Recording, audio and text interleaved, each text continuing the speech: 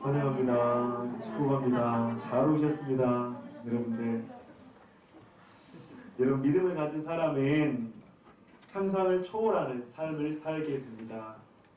이 세상은 그렇게 믿음으로 말미암아 꿈을 꾸는 사람들에 의해서 변화되고 움직여지는 것도 사실입니다. 여러분, 특별히 오늘 어린이 주일을 맞이하여서 우리 더보든교회 다음 세대 영유치부에서부터 우리 청년부 이르기까지 그 다음 세대가 이 세상을 움직일 수 있는 비전의 세대, 꿈의 세대가 될 수 있도록 여러분들 계속적으로 관심과 기도를 부탁드립니다. 특별히 꿈이 있는 사람은 절대로 망하지 않습니다. 비전이 있는 사람은 하나님께서 사용하십니다.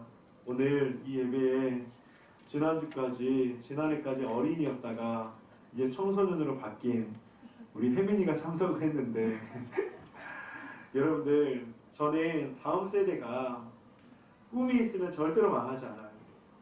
꿈이 있는 다음 세대는 하나님께서 사용하십니다. 그런데 그 꿈은 어떻게 이루어지는가? 그 꿈은 어떻게 만들어지는가? 바로 교회의 관심과 성도들의 기도로 다음 세대가 꿈꾸게 될 줄 믿습니다.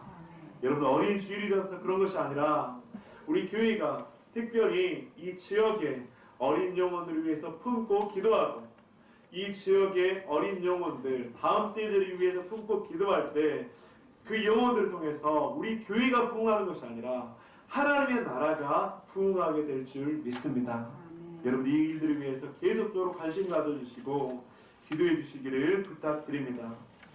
여러분, 오늘 말씀을 나누면서 도저히 꿈을 가질 수 없었고 소망을 가질 수 없었던 한 사람을 여러분들에게 소개해 드리고 싶습니다. 바로 우리가 잘 알고 있는 닉 부이치치라는 사람이죠.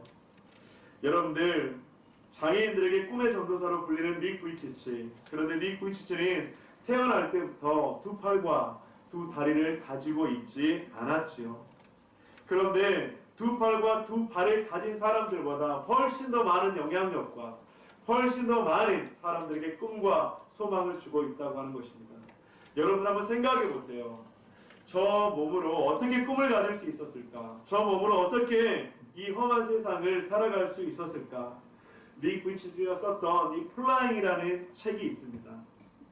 이 플라잉이라는 책에는 여러분들 닉 부이치치의 그 어린 시절부터 그리고 또 지금까지의 모습을 담아내고 있는데 말씀을 준비하면서 이 책의 내용들을 좀 검색해 보다가 참 마음이 와닿은 그런 내용들이 있어서 함께 좀 공유하려고 합니다. 여러분들, 이 책에 이런 부분이 이렇게 써져 있습니다. 인생의 문제에 사로잡혀 고통받고 있으면 미래와 비전이 보이지 않는다. 세상의 중력은 우리를 환경과 상황의 노예가 되게 한다. 인생에는 보이지 않는 날개가 있다. 이 날개는 행동으로 옮길 때만이 알 수 있는 것이다.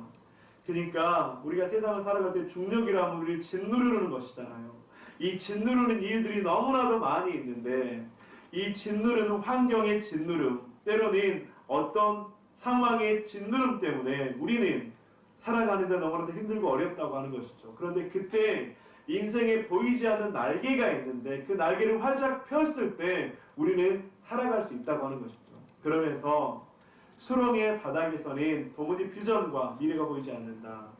날개가 있지만 사용하지 않고 있는 분들, 현실에 막혀 날개를 접은 분들, 세상에 의해 날개가 꺾인 분들, 이들 모두 한계를 뛰어넘어 영혼의 비상이 필요하다.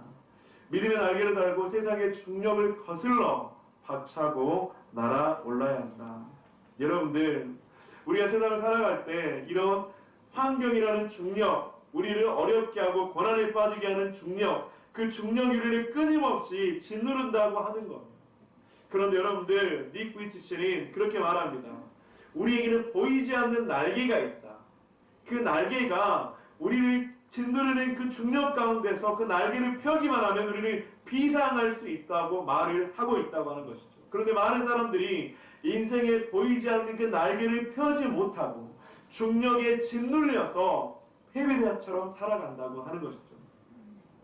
사랑하는 성도님들, 날개가 있지만 사용하지 않거나 날개를 아예 접고 있거나 그 날개가 꺾여 있거나 여러분들, 그런 모든 사람들에게 바로 비상하라고 하는 것이죠. 바로 믿음의 날개를 통해서 비상하라고 합니다. 하나님이 보이지 않는 힘. 저는 특별히 가정의 달 5월, 이 5월의 첫날을 맞이하면서 우리 더버dim교회 모든 성도님들의 가정이 비상하기를 주님의 이름으로 간절히 축복합니다. 아멘. 어떻게 비상할 수 있다고요? 보이지 않는 그 날개가 펴졌을 때 우리는 비상할 수 있습니다. 즉 믿음의 날개가 펴졌을 때 우리는 비상하게 될 줄로 믿습니다. 여러분들 5월 한 달 우리가 믿음으로 이 5월 한 달을 살아가면서 그 믿음의 날개를 펴시기를 바랍니다. 그 믿음의 날개가 우리 가운데 함께해서 비상할 때 우리는 낭떠러지가 아닌 바로 새로운 능력의 삶을 살게 될 줄 믿습니다. 오늘 본문은 그렇게 비상하고 있는 한 사람을 우리들에게 소개하고 있습니다. 우리가 너무나도 잘 알고 있는 다윗과 골리앗의 전투입니다. 오늘 본문에서 골리앗은 방패된 자를 앞세우고 무력을 과시하면서 다윗 앞에 나아가고 있습니다. 그리고 골리앗은 자신의 상대로 나온 다윗을 보면서 비난하고 저주하고 있습니다. 그의 용모를 보면서 업신여기고 있습니다. 칼과 방패가 아닌 그냥 맨몸으로 나온 그 다윗을 바라보면서 저주하고 있습니다. 오늘 본문의 42절 그 블레셋 사람이 둘러보다가 다윗을 보고 업신여기니 이는 그가 젊고 붉고 용모가 아름다움이라. 43절 여러분들이 한번 읽어주시기 바랍니다. 시작.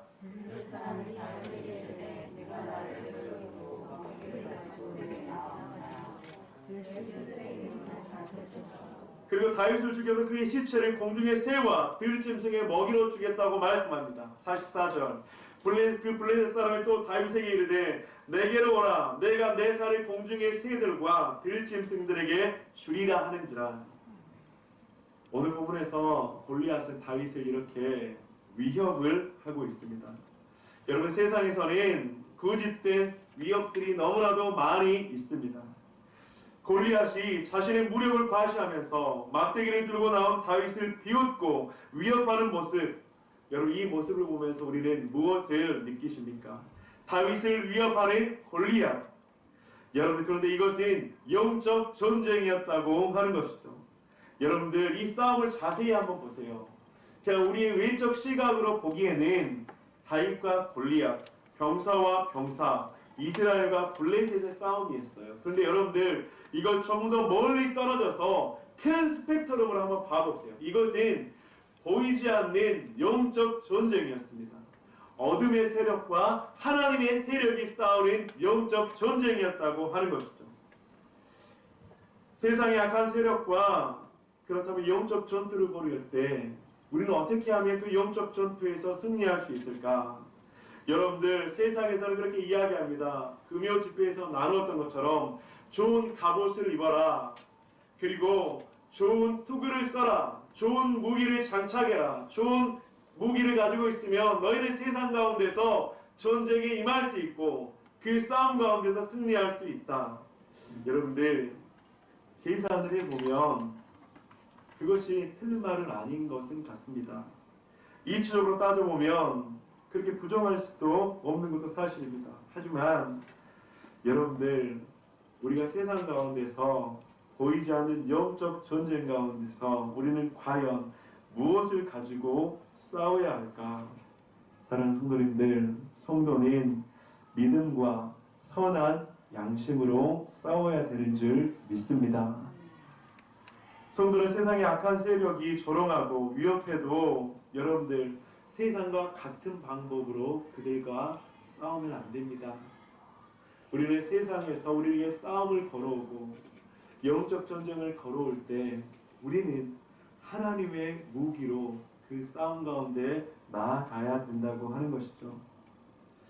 우리는 실체가 없는 세상과 대적할 때가 너무나도 많이 있음을 알아야 합니다. 여러분 우리의 삶 속에서 골리앗은요 너무나도 많이 있어요. 골리앗은 여러분들 이스라엘 시대에 다윗과 골리앗의 전쟁만 있는 것이 아니라 여러분들 지금 이 시대를 살아가고 있는 우리들에게 이 골리앗은 너무나도 많이 찾아와요. 어떤 골리앗이 있을 수 있을까요? 여러분들 자녀라는 그 골리앗의 문제가 우리를 넘어뜨리려고 합니다. 여러분들 건강이라는 그 골리앗이 우리를 끊임없이 위협합니다. 내일이라는 미래라는 그 불확실함이 끊임없이 우리들에게 두려움과 불안을 가져다주고 우리를 넘어뜨리려고 합니다. 미래와 두려움이라는 그 골리앗, 때로는 그 재정이라는 그 골리앗이 끊임없이 우리를 무너뜨리려고 합니다. 여러분들, 지금 우리가 살아가고 있는 이 시대 속에서는 그런 골리앗이 시시때때로 우리 가운데 넘어뜨리고 무너뜨리려 한다고 하는 것이죠. 우리는 이때 실체를 파악해야 합니다. 다윗을 위협하는 골리앗을 발견한 것처럼 우리에게 골리앗과 같이 우리를 무너뜨리려고 하고 우리를 넘어뜨리려고 하는 그 영적 전쟁 가운데 우리를 위협하는 그 골리앗을 발견할 수 있어야 합니다. 나를 무릎 꿇게 만들고 두려움과 근심과 걱정과 불안을 주는 사건들, 믿음을 포기하게 하는 수많은 상황들, 사랑하는 성도님들, 우리는 이때 믿음의 주여 우리를 온전하게 하시는 예수 그리스도를 바라보시기를 주님의 이름으로 간절히 축복합니다. 근데 여러분들, 말씀을 준비하면서 그런 생각들이 좀 들었습니다. 목사님 알지요? 골리앗이 있다는 걸 알죠. 근데 그 상황 가운데 되면 골리앗밖에 보이지 않아요. 여러분 그렇지 않습니까? 김혜일 권사님, 그런 상황이 되면 건강 때문에 권사님 힘들고 어려우면 건강이라는 골리앗이 보이세요? 아니면 건강만 보이세요? 아니, 골리앗이 보이죠. 골리앗이 보여요. 여러분들, 이건 권사님뿐만 아니라 저도 마찬가지인 것 같아요. 저도 마찬가지인 것 같습니다. 우리에게는 끊임없이, 저는 이 가운데상에서 설교할 때마다 여러분들 우리의 삶 속에서 있는 골리앗을 보셔야 합니다. 그 골리앗의 실체를 발견해야 합니다. 그렇게 이야기하지만 막상 골리앗이 우리를 위협하면 그것이 보이지 않는 영적 전쟁인지 아니면 그렇지 않는지 우리는 그것들을 발견하는 것이 쉽지 않은 것이 사실이에요. 이것은 저와 여러분 모두에게 드리는 말씀일 수 있습니다. 여러분들, 그럼에도 불구하고 우리는 골리앗이라는 그 상황이 우리에게 올 때마다 다시 한번 이 골리앗은 다윗 때도 있었고 지금의 때도 있는 골리앗이구나. 그리고 이 골리앗을 어떻게 우리가 바라봐야 할지 그렇게 다시 한번 말씀을 기억하시면서 그 자신을 돌아보시는 우리 모두가 되시기를 주님의 이름으로 간절히 축복합니다. 그러니 이때 다윗은 골리앗을 만났을 때 어떻게 반응을 하고 있습니까? 다윗은 담대하게 선포했다고 하는 것이죠. 다윗은 자신을 위협하는 골리앗에게 43절에서 이렇게 말씀합니다. 다윗이 블레셋 사람에게 이르되 너는 칼과 창과 단창으로 내게 나아오거니와 나는 만군의 여호와 이름 곧 내가 모욕하는 이스라엘 군대의 하나님의 이름으로 내게 나아가노라. 나는 하나님을 의지하며 나아간다. 너를 죽여 공중의 새와 들짐승의 밥이 되게 할 것이다. 하나님의 이스라엘과 함께 하심을 온 땅에 알릴 것이다. 다윗은 지금 그렇게 담대하게 선포를 하고 있습니다. 그러면서 47절 여호와의 구원하심이 칼과 창에 있지 아니함을 이 무리에게 알게 하리라. 그러면서 무엇이라고 말씀합니까? 전쟁은 여호와께 속한 것인지 그가 너희를 우리 손에 넘기시리라. 사랑하는 성도님들, 다윗은 본문 가운데서 그렇게 말씀합니다. 칼과 창을 의지하고 나오지만 나는 만군의 이름으로 나아간다. 왜냐하면 전쟁이 여호와께 속해 있기 때문에. 여러분들, 다윗이 왜 무섭고 두렵지 않았겠습니까? 여러분들, 금요 집회 때 제가 말씀을 드렸지만 이 골리앗의 신장이 얼마나 됐다고요? 골리앗의 키가 6규빗 반뼘, 한 뼘. 그러니까 이 시대로 환산을 하면 3m. 여러분, 지금 이 시기에서 3m 되는 사람은 거의 없을 거예요. 근데 키가 3m.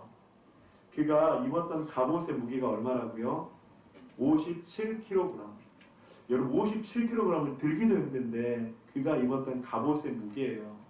그가 들었던 창의 무게가 몇 킬로그램이고요? 7kg. 여러분들, 그런 그런 골리앗이 앞에 딱 버티고 있는데 어찌 두렵지 않았겠습니까? 여러분 두렵지 않았다면 그것은 저는 맨 정신이 아니었을 거라고 생각해요. 다윗도 두려웠겠지요. 그런데 여러분들 다윗이 두려움을 어떻게 극복할 수 있었을까요?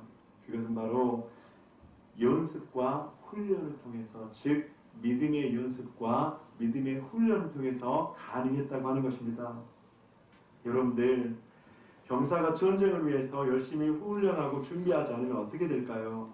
실제 전쟁이 임하면 두렵고 무서워서 도망갈 수밖에 없을 것입니다. 그래서 우리들에게는 믿음의 훈련이 날마다 필요합니다. 왜냐하면 우리의 내일은 모르니까요. 여러분들 이 말씀을 꼭 기억합시다. 우리가 믿음의 연습과 훈련을 하는 것은요, 믿음의 연습과 훈련을 하면 고난이라는, 고통이라는, 그 어려운 상황이라는 그것들이 우리를 피해갈까요? 오지 않을까요, 여러분들? 우리가 믿음의 연습과 훈련을 많이 하면 고난과 고통과 어려움 우리 가운데 오지 않을까요? 여러분, 그러면 참 좋겠죠. 근데 여러분들 그 고난이라는 것은, 어려움이라고 하는 것은 여러분 예수 그리스도를 믿든 믿지 않든지 간에 날마다 찾아와요. 날마다 우리들에게 있어요. 그런데 우리가 여기서 믿음의 연습과 훈련을 하는 이유는 그 고난과 그 고통과 어려움이 우리를 피해가기 위해서가 아니라 여러분들 그것들이 우리 가운데 왔을 때 잘 버틸 수 있게 하기 위함입니다. 우리 오윤학 집사님, 저는 진짜로 저분이 대단하신 분인 것 같아요.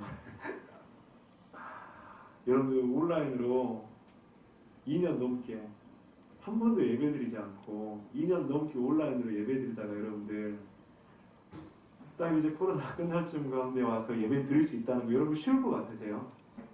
어떨 것 같으세요, 여러분들? 그거 너무나도 쉽지 않은 거예요. 여러분들 그래서 지금 한국교회 성도님들이 온라인으로 예배 드리다가 20%가 교회를 떠났다는 통계까지 나오고 있잖아요, 여러분들.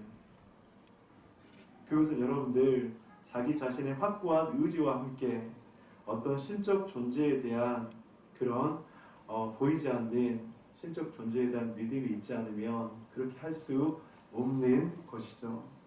사랑하는 성도님들, 다윗과 골리앗의 그 전쟁, 그런데 여러분들 그 다윗이 믿음의 연습과 훈련을 하지 않았으면 골리앗을 보자마자 혼비백산했을 거예요. 골리앗을 보자마자 도망갔을 거예요. 이때 믿음의 훈련인 진가를 발휘하게 됩니다. 여러분들 우리가 믿음을 지키고 예배를 드리고 기도를 하는 것, 이것은 바로 골리앗을 만났을 때를 위해서입니다. 골리앗을 만났을 때 넘어지거나 골리앗을 만났을 때 도망가지 않고 버틸 수 있는 힘, 그것이 바로 다윗의 힘이었다고 하는 것이죠. 마태복음 7장 24절과 27절에서는 그렇게 말씀합니다. 그러므로 누구든지 나의 말을 듣고 행하는 자는 그 집을 반석 위에 지은 지혜로운 사람 같으리니. 25절 여러분들이 한번 읽어주시기 바랍니다. 비가 내리고 상수가 나고 바람이 불어 그 집에 부딪히되 널뛰지 아니하나니 이는 주를 반석 위에 올라가고. 나의 말을 듣고 행하지 아니하는 자는 그 집을 모래 위에 지은 어리석은 사람 같으리니. 함께 읽겠습니다. 비가 내리고 창수가 나고 바람이 불어 그 집에 부딪히매 무너져 그 무너짐이 심하니라. 여러분 다윗이 지금 이렇게 담대하게 골리앗을 만날 수 있었던 이유는, 대적할 수 있었던 이유는 그가 믿음으로 준비되었기 때문에 그렇게 할 수 있었는 줄 믿습니다. 여러분들 이 집이 튼튼한 집인가, 이 집이 반석 위에 세운 집인가는 비가 내리고 창수가 나면 금방 확인될 수 있어요. 그런데 맑은 날은 알지 못해요. 맑은 날은 그냥 어떤 집이 튼튼한 집인지, 어떤 집이 견고한 집인지 알지 못해요. 그런데 비가 내리고 창수가 나면 그 집은 금세 드러나요. 사랑하는 성도님들, 다윗은 비가 내리고 창수가 나는 듯한 그런 골리앗을 만난 그 시점 가운데서 믿음의 연습과 훈련을 통해서 지금 그 시간들을 버텨내고 있는 줄 믿습니다. 사랑하는 더버름의 가족 여러분, 그것이 바로 영적 전쟁 가운데서 담대하게 선포할 수 있고 영적 전쟁 가운데서 승리할 수 있는 하나님께서 주시는 능력인 줄 믿습니다. 우리들의 삶 속에서 이런 믿음의 준비가 있기를 주님의 이름으로 간절히 축복합니다. 우리들의 삶 속에서 이런 믿음의 준비를 통해서 비가 내리고 창수가 나고 골리앗과 같은 여러 상황들이 찾아올 때 그 시기들을 버틸 수 있고 이길 수 있는 저와 여러분들이 되시기를 주님의 이름으로 간절히 축복합니다. 사랑하는 도보들 가족 여러분, 우리들의 삶인 골리앗이 찾아오지 않을 수가 없습니다. 골리앗은 우리의 삶 속에서 늘 찾아옵니다. 그 비와 창수는 늘 우리들의 삶을 무너뜨리고 헤집어 놓고 우리들에게 좌절과 낭만을 가져오게 하기 위해서 끊임없이 몸부림친다고 하는 것이죠. 그런데 그때에 우리가 이 다윗처럼 믿음의 연습과 훈련을 통해서 나아갈 때 그 시간들을 믿음으로 버텨내고 이겨내시게 될 줄을 믿습니다. 지금 여러분들이 바로 그런 분들인 줄 믿습니다. 아멘. 여러분들 비가 나고 창수가 났지만 여러분 주님 안에서 믿음을 잘 지키셔서 지금 코로나가 끝난 이 시기에도 하나님 앞에 예배하고 있는 줄 믿습니다. 아멘. 우리 옆에 계신 분들 그렇게 한번 인사합시다. 집사님, 권사님이 바로 그런 분이십니다. 한번 인사 한번 해주실까요? 아멘. 여러분들이 바로 그런 분들인 줄 믿습니다. 여러분들 그렇게 준비할 때 다윗은 어떻게 나아갔습니까? 세 번째로 다윗은 용맹한 전투에 임할 수 있었습니다. 다윗이 말이 끝나자 골리앗이 일어나 다윗을 죽이려고 가까이 나옵니다. 48절 블레셋 사람이 일어나 다윗에게로 마주 가까이 올 때에 다윗이 블레셋 사람을 향하여 빨리 달리며, 여러분 그런데요, 저는 이 상황이 너무나도 재밌어요. 여러분들 블레셋 사람 골리앗이 일어나서 다윗에게 가까이 오고 있잖아요. 근데 여기서 다윗이 어떻게 반응한다고요? 피하거나 후퇴하거나 다른 방법을 찾는 것이 아니라 블레셋 사람 골리앗이 뚜벅뚜벅 큰 발로 이렇게 걷고 오고 있어요. 근데 다윗이 어떻게 했다고요? 블레셋 사람을 향해서 어떻게 했다고요? 달리는데 어떻게 달린다고요? 빨리 달린다고요. 여러분들 바로 정면 돌파입니다. 믿음의 사람은 정면 돌파를 할 수 있습니다. 믿음의 사람은 때로는 비를 피해갈 수도 있지만 지금 이 상황은 피해갈 수 있는 상황이 아니라 정면 돌파해야 될 시간이었습니다. 그런데 다윗은 그 블레셋 사람 골리앗을 바라보며 믿음의 정면 돌파를 하며 그에게 달려가고 있다고 하는 것이죠.